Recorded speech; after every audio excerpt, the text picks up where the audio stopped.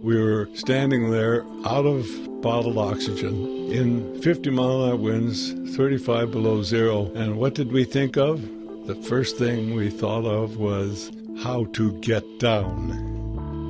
I'm Jim Whittaker and was fortunate enough to be the first American to summit Mount Everest in 1963. This is the 50th anniversary, and I wrote a book about that called Jim Whittaker, A Life on the Edge. If you're not living on the edge, you're taking up too much space. We had to hike 185 miles to the base of the mountain, carrying over 20 tons of equipment. So we had 19 Americans, 37 Sherpa, and then 907 porters. So we had a huge caravan of almost 1,000 people walking 185 miles to the base of Everest at just under 18,000 feet.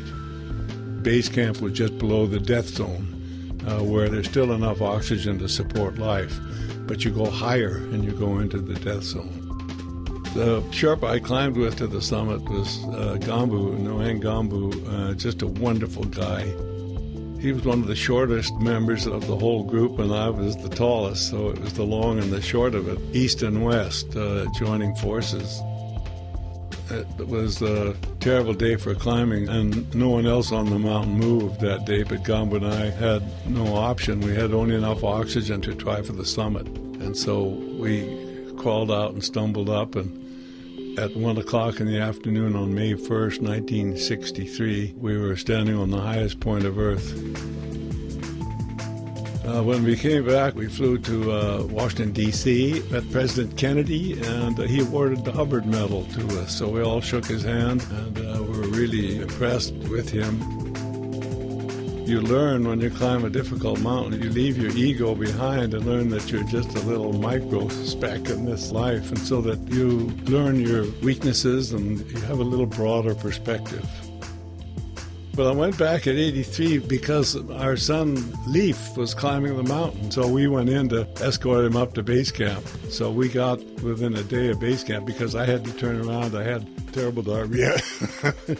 But that wasn't bad to get to 17,000, for 83 years old, right?